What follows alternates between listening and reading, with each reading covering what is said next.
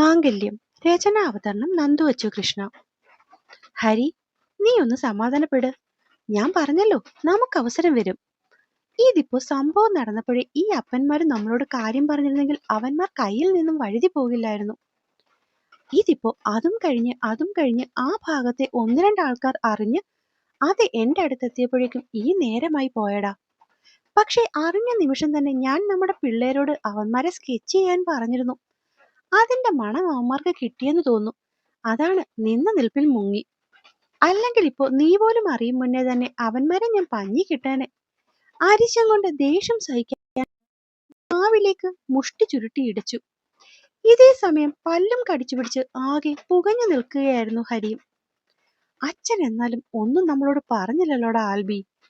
ഇത്രയും വലിയൊരു കാര്യം നടന്നിട്ടും അച്ഛൻ തന്നോട് മറച്ചു വെച്ചു എന്നുള്ള ചിന്ത വരുമ്പോൾ അവന് രക്തം തിളയ്ക്കുന്നുണ്ടായിരുന്നു. എടാ ഹരി, നീ ചുമ്മാ ആവശ്യമില്ലാതെ പ്രഷർ കൂട്ടണ്ട. അവന്മാരെവിടെ മുങ്ങിയാലും ഇവിടെ തന്നെ പൊങ്ങും. അന്ന് അവന്മാരുടെ അവസാനമാണ്. നീ എന്തായാലും പോയി കിടക്ക്. രാവിലെ ആവട്ടെ, ഞാനും ഇറങ്ങുക. ആ പിന്നെ, രാവിലെ എഴുന്നേൽക്കുമ്പോൾ അപ്പന്മാരോട് രണ്ടിനോടും ഇതിനെപ്പറ്റി ചോദിക്കാനൊന്നും നിൽക്കണ്ട. നമ്മൾ അറിഞ്ഞെന്നറിഞ്ഞാൽ എന്തെങ്കിലുമൊക്കെ പെരട്ടുമായി വരും രണ്ടും. അതുകൊണ്ട് അവന്മാർക്കുള്ളത് കൊടുത്തിട്ട് ഇനി അറിഞ്ഞാൽ മതി നമ്മുടെ അപ്പന്മാരിത്. ആൽബി ആ പറഞ്ഞത് ശരി വെച്ച പോലെ ഹരി ഒന്ന് തലയാട്ടി. രാവിലെ ധൃതിയിൽ പുറത്തേക്കിറങ്ങുന്ന ഹരിയെ കണ്ടുകൊണ്ടാണ് കൈമൾ മാഷ് മുറിയിൽ നിന്നും പുറത്തിറങ്ങിയത്. ഈ നേരത്ത് എങ്ങോട്ടാ ഹരി? ചുവരിലെ ക്ലോക്കിൽ 6:45 എന്ന് കണ്ട് അയാൾ ചോദിച്ചു. അത്യാവശ്യമുണ്ട്.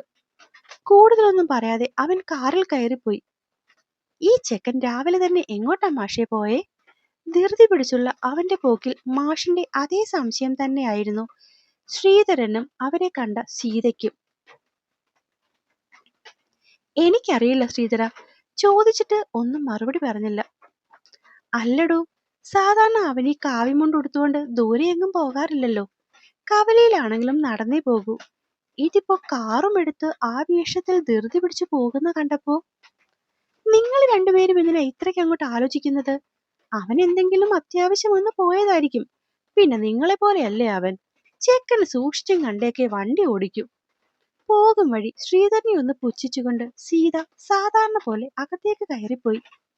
എടോ ശ്രീധര, ഇന്നലത്തെ കാര്യം വല്ലതും അറിഞ്ഞുകൊണ്ട് അവൻ പോയതായിരിക്കുമോ?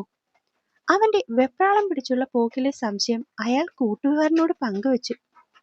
അറിയത്തില്ലടോ, ആകെ അവരറിയാൻ ഒരു വഴി ആ ചെറുക്കനായിരുന്നു. അവനോട് നമ്മൾ തീർത്തും ആൽബിയോട് പറയരുതെന്ന് പറഞ്ഞിട്ടില്ലേ? അവൻ അറിഞ്ഞില്ലെങ്കിൽ ഹരിയും അറിയില്ല. താൻ വെറുതെ ടെൻഷൻ ആവാൻ നിൽക്കണ്ട. കൈമളിനെ സമാധാനിപ്പിക്കാനാണെന്ന് പറഞ്ഞതെങ്കിലും ശ്രീധരന്റെ ഉള്ളിൽ വല്ലാത്തൊരു ഭയം ആ നിമിഷം കൊണ്ട് കുടിയേറിയിരുന്നു. ഇന്നലെ ഈ സംഭവമൊക്കെ നടക്കുമ്പോൾ അവരുടെ വീടിന്റെ ചുവരിലുള്ള ആൽബിയെ അറിയുന്ന ഒരു പയ്യൻ കണ്ടിരുന്നു. അവനാണ് ഇവരെ ഹോസ്പിറ്റലാക്കിയതും. ആ നിമിഷം തന്നെ അവനോട് ഇവരോടൊന്നും പറയരുത് എന്നുള്ള വാക്ക് ശ്രീധരൻ വാങ്ങിച്ചിട്ടാണ് ചെറുക്കനെ അവിടെ നിന്നും പറഞ്ഞു വിട്ടത്. എന്നാലും ഉള്ളിലൊരു വെപ്രാളം. നീ നിന്ന വേഷത്തിൽ തന്നെ വന്നോടാ? കുളിച്ചിറങ്ങി വന്ന വേഷത്തിൽ മുന്നിൽ നിൽക്കുന്നവനെ കണ്ട് ആൽബി ചോദിച്ചു. നീ വിളിക്കുമ്പോൾ ഞാൻ കുളിച്ചിട്ട് ഇറങ്ങിയതേ ഉള്ളായിരുന്നു. വേഷം മാറാൻ നിന്നാൽ അവന്മാര് കൈവിട്ടു പോയാലോന്ന് കരുതി. എവിടെ അവന്മാര്? ഇവിടെ എത്തിയിട്ടുണ്ട്. കൃത്യമായി എവിടെയാണെന്ന് ഒരു 5 മിനിറ്റിനുള്ളിൽ അറിയാം. അതുവരെ ഇവിടെ തന്നെ വെയിറ്റ് ചെയ്യാം. മൂളുമ്പോൾ അവന്മാരെ കയ്യിൽ കിട്ടിയാൽ തല്ലിക്കൊല്ലും എന്ന ദേഷ്യമായിരുന്നു ഹരിക്കുള്ളിൽ അത്രയും. കുഞ്ഞിപ്പെണ്ണ് ഉറക്കം എഴുന്നേറ്റ് വരുന്നത് കണ്ട് മാഷ് അവൾക്കടുത്തേക്ക് ചെന്നു. മുത്തശ്ശന്റെ കുഞ്ഞാപ്പു എഴുന്നേറ്റാടാ. മുത്തശ്ശ വിളിച്ചും കൊണ്ട് തന്നെ അദ്ദേഹത്തിനെ ഒന്ന് വട്ടം ചുറ്റി പിടിച്ചു മോള്. അയ്യോ കുഞ്ഞി, മുത്തശ്ശന് മോളെ എടുക്കാൻ പറ്റില്ല. ഇനി വന്നേ, സീതമ്മ എടുക്കാം മോളെ. കുഞ്ഞിന്റെ വിളി കേട്ട് വന്ന സീത അവളെ അടുക്കി പിടിച്ച് എടുത്തു. കണ്ണു എപ്പോ വരും മുത്തശ്ശി? പാതി തുറന്ന കണ്ണിൽ അവൾ ആദ്യം ചോദിച്ചത് അങ്ങനെയാണ്. കണ്ണു വരും മോളെ. അവരുടെ ശബ്ദം പതറി. എപ്പോയാ വരുന്നേ? അത് കണ്ണുവിന്റെ പനി മാറുമ്പോൾ വരും. അവരാ കവിളിൽ ഒന്ന് മുത്തി. നിച്ചും കണ്ണൂനും പനിയാ അല്ലേ? ശെയും. അത് പറയുമ്പോഴും കുഞ്ഞിന്റെ ചുണ്ടിൽ ഒരു വാടിയ പുഞ്ചിരി ഉണ്ടായിരുന്നു. ആ നേരത്താണ് ശ്രീധരന്റെ ഫോൺ റിങ് ചെയ്യുന്നത്. എപ്പോ? എവിടെ വെച്ച്? ഉറപ്പാണോ? ചുമ്മാ വായിൽ തോന്നിയതൊന്നും പറയരുത്. ഓ, ഓക്കെ ഓക്കെ, ഞാൻ വരുവാ. പറയുന്നതിനൊപ്പം അയാൾ ഫോൺ കട്ട് ചെയ്ത് നോക്കുമ്പോൾ കാണുന്നത് കാര്യം അറിയാൻ എന്ന പോലെ നിൽക്കുന്ന സീതയെയും മാഷിനെയുമാണ്. നമ്മൾ എന്താടോ ഇവിടെ? മുന്നിൽ കാണുന്ന കുഞ്ഞൊരു ക്ഷേത്രത്തിലേക്ക് നോക്കിക്കൊണ്ട് ഹരി ചോദിച്ചു. അവന്മാർ ഇവിടെയുണ്ടെന്ന്. ഇവിടെയോ? സംശയത്തോടെ ഹരി ആൽബിയൊന്ന് നോക്കി. എന്താ ശ്രീധരേട്ടാ, എന്താ പ്രശ്നം? അത് ആളെ ടെൻഷനാക്കാതെ കാര്യം പറയടോ. അതോ, അതിന്ന് മണിക്കുട്ടിയുടെ കല്യാണമാണെന്ന്. കല്യാണമോ? ആരുമായിട്ട്? അത് ആ അജിത്തുമായിട്ടെന്ന്. ഏ, അവനുമായിട്ടോ? ഞെട്ടിക്കൊണ്ടായിരുന്നു ചോദ്യം. ആരുടെ കല്യാണക്കാര്യമായി പറയുന്നത്? മുന്നിൽ നിൽക്കുന്നവർ അങ്ങോട്ടും ഇങ്ങോട്ടും സംസാരിക്കുന്നു എന്നല്ലാതെ എന്താണ് കാര്യം എന്ന് ആ നിമിഷവും സീത അറിഞ്ഞിരുന്നില്ല. എടി, നമ്മുടെ മണിക്കുട്ടിയുടെ കല്യാണമാണെന്ന്. ഏത് നമ്മുടെ മണിക്കുട്ടിയുടെയോ? ഞെട്ടിപ്പോയി സീത. പിന്നെ എന്തുവാ നീ കേട്ടത്? മോളെ മുഖ കഴിക്കാൻ പോയതുകൊണ്ട് സത്യം പറഞ്ഞാൽ ഞാൻ പകുതിയും കേട്ടില്ലായിരുന്നു. അയ്യോ, ഇനിയിപ്പോ എന്താ ചെയ്യുക? നിങ്ങളൊരു കാര്യം ചെയ്, ഹരിയെ ആൽബി ഇതൊന്ന് വിളിച്ചു പറ. വെപ്രാളത്തോടെ അവർ രണ്ടുപേരെയും നോക്കി പറഞ്ഞു. ശ്രീധരാ, എന്തോ ഓർത്ത പോലെ കൈമളി വിളിച്ചു. എന്താടോ? ഇനിയിപ്പോ ഇതെങ്ങാനും അറിഞ്ഞിട്ടാവോ ഹരി പോയിട്ടുണ്ടാവുക? വെപ്രാളത്തിൽ മാഷി ചോദിക്കുമ്പോൾ ശ്രീധരന്റെ ഉള്ളിലും ആ ഭയം നിറഞ്ഞു. എടോ, തന്നെ തന്നെ ഇതിപ്പോ ആരാ വിളിച്ചു പറഞ്ഞത്? അത് ആ ക്ഷേത്രത്തിന്റെ മുന്നിലെ കടയിലെ ദിവാകരൻ. അവിടെയാണെന്ന് പോലും കല്യാണത്തിന് മാല പറഞ്ഞിരിക്കുന്നത്. അങ്ങനെ അതിന്റെ കാര്യം എന്തോ പറയുന്നതിനിടയ്ക്ക് ആ കല്യാണക്കാര്യം അയാൾ തന്നെ അറിഞ്ഞത്. അയാളാണോ? എങ്കിൽ താൻ അയാളോടൊന്ന് വിളിച്ചു ചോദിച്ചേ, ആൽബി അവിടെ ഉണ്ടോന്ന്. ആൽബിയോ? ആൽബി ഉണ്ടെങ്കിൽ ഉറപ്പിച്ചോ, ഹരിയും അവിടെ തന്നെ കാണും. വെപ്രാളത്തിൽ മാഷി പറഞ്ഞതും ശ്രീധരൻ പെട്ടെന്ന് അയാളെ ഫോൺ ചെയ്തു. എടോ, രണ്ടും അവിടെ നിൽപ്പുണ്ടെന്ന്. ശ്രീധര, വണ്ടി എടുക്ക്, ഇതാകെ പ്രശ്നമാകും. താനൊരു കാര്യം ചെയ്, പോലീസ് സ്റ്റേഷനിലൂടെ ഒന്ന് പറഞ്ഞേരെ. ഞങ്ങള് വരുന്നു. അവരിറങ്ങുന്നു എന്ന് കണ്ടതും സീത പെട്ടെന്ന് പറഞ്ഞു. വേണ്ട, അവിടെ എന്ത് വേണമെങ്കിലും നടക്കാം. അതിനിടയിൽ നീയും കുഞ്ഞുമൊന്നും വരണ്ട. ദേഷ്യത്തോടെ പറഞ്ഞുകൊണ്ട് അവരാ വണ്ടിയും എടുത്തോണ്ട് പോയി. ഇതേ സമയം ഇന്ദ്രനെയും അജിത്തിനെയും പ്രതീക്ഷിച്ചു നിൽക്കുകയായിരുന്നു ഹരിയും ആൽബിയും. ആൽബി, നിനക്കുറപ്പാണോ അവരിവിടെ വരുമെന്ന്? 100%. പക്ഷെ ആ രണ്ടവന്മാരും കൂടി രാവിലെ ഇവിടെ വന്നിട്ടിപ്പോ എന്തിനാന്നാ?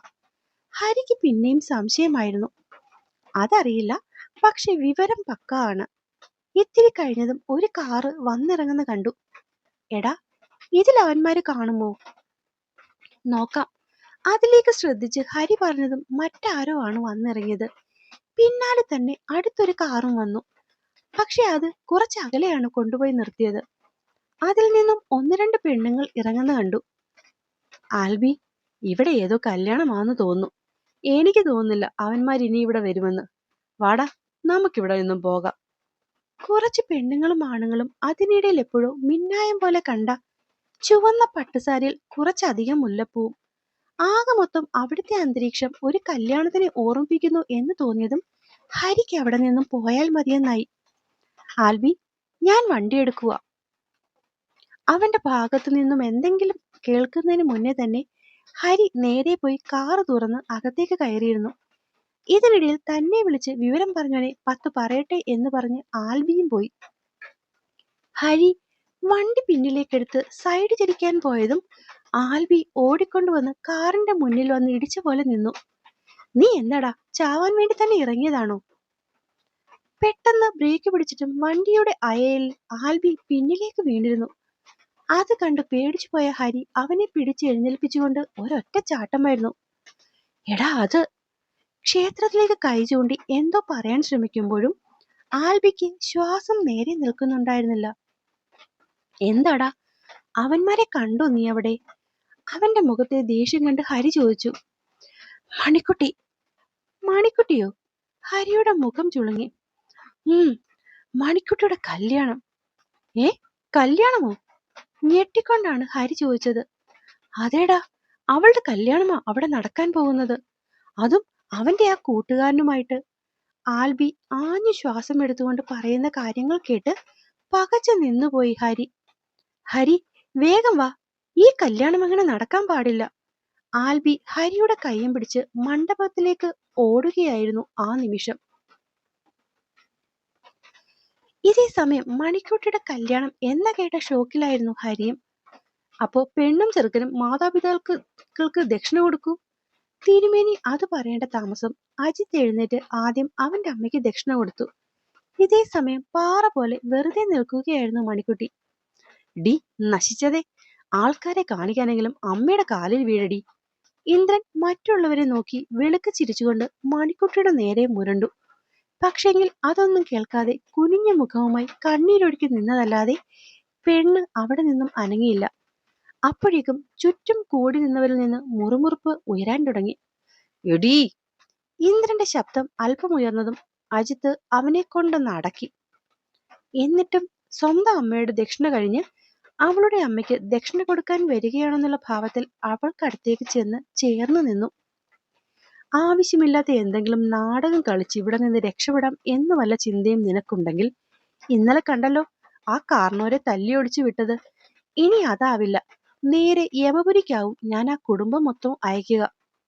കാണുന്ന ആർക്കും കല്യാണ ചെറുക്കൻ പെണ്ണിനോടെന്തോ കുസൃതി പറഞ്ഞ് ചിരിക്കുകയാണെന്ന് തോന്നും വിധം അവൻ തന്റെ ഭീഷണി അവളുടെ കാതിലായി പറഞ്ഞതും പെണ്ണ് ഞെട്ടിക്കൊണ്ട് അവനെ ഒന്ന് നോക്കി. കാര്യമൊക്കെ പിന്നെ പറയാം, മുഹൂർത്തമാകുന്നു, പെണ്ണും ചെറുക്കനും ഇരുന്നേ. അവരുടെ അടുത്തടുത്ത് നിന്നുള്ള സംസാരം ഇഷ്ടപ്പെടാത്ത പോലെ തിരുമേനി പറഞ്ഞതും പെണ്ണിപ്പോൾ ഇരിക്കുന്നില്ല. അപ്പോൾ എൻ്റെ കഥ ഇഷ്ടമാകുന്നുണ്ടെങ്കിൽ എല്ലാവരും സബ്സ്ക്രൈബ് ചെയ്ത് ഒപ്പം കൂടണേ. എന്നാൽ മാത്രമേ അടുത്ത ഭാഗം നിങ്ങൾക്ക് വേഗത്തിൽ കിട്ടുള്ളൂ. നന്ദി.